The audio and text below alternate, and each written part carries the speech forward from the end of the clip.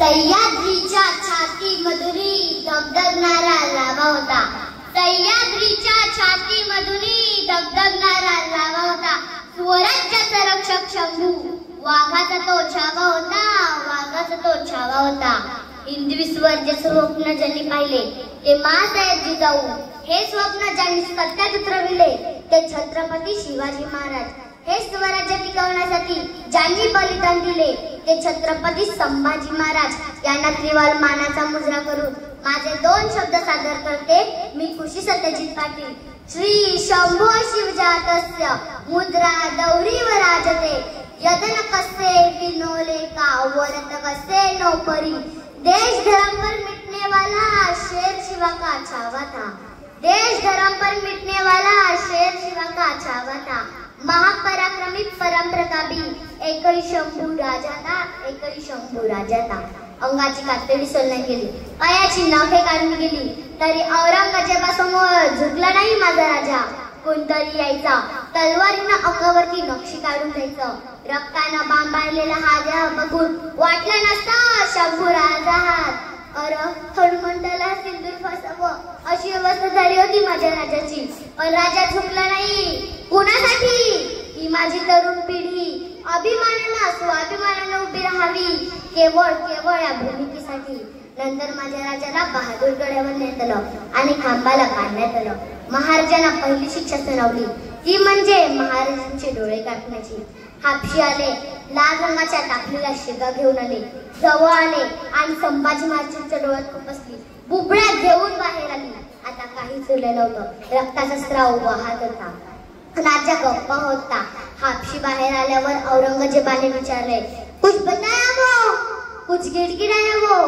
तसे हापशी म्हणाले, ना कुछ बताता है ना कुछ बोलता है, कुछ सुनने के दिमाग में नहीं है. झालं. कोणतरी यायचं तलवारीनं अंगावरती नक्षीकाम करायचं.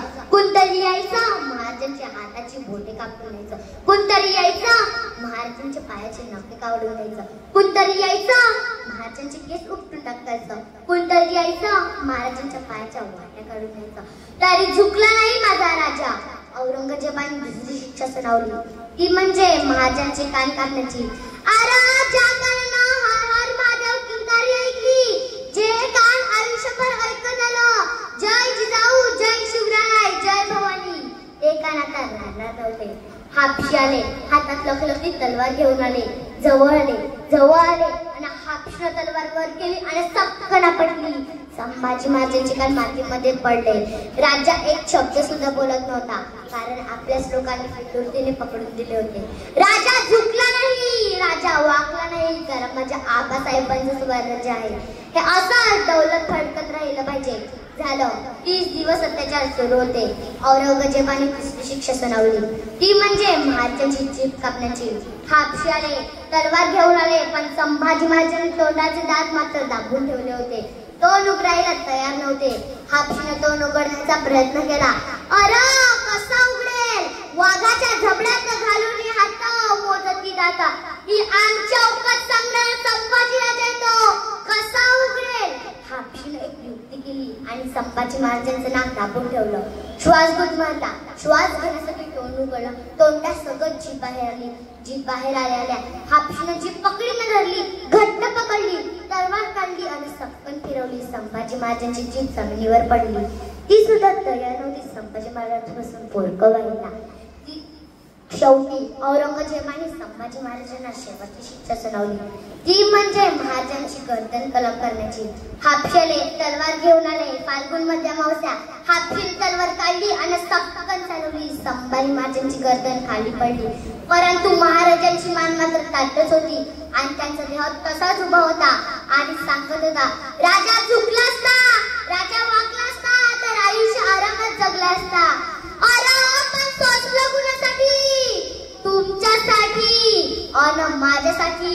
कुणासाठी स्वतःचं बलिदान दिलं? कारण आज मी शरणागती पत्करली असती तर माझा प्रत्येक मावळा मान खाली घालून जगला असता. आज मी अभिमानानं मरतो, उद्या ही माझी पिढी अभिमानानं स्वाभिमानानं उभी राहील केवळ ना केवळ या भूमिकेसाठी. शेवटी औरंगजेब बोलतोच, सचमुच छावा है छावा शेर का. हमने उसकी आंखें निकाल दी लेकिन उसकी आंखें झुकी नहीं हमारे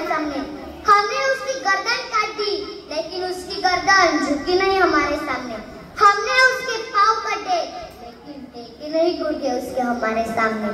सचमुच छावा है छावा शेर का, हे अल्लाह हो गए कामयाब कभी या लौटना पडेगा खाली हात देहली। राजा अजून तुम्ही 10 वर्ष जगला असता तर मुघलांनी सुद्धा कपाळावरती भगवाच लावला असता, मुघलांनी सुद्धा कपाळावरती भगवाच लावला असता। जय हिंद, जय महाराष्ट्र, जय शंभूराजे, धन्यवाद।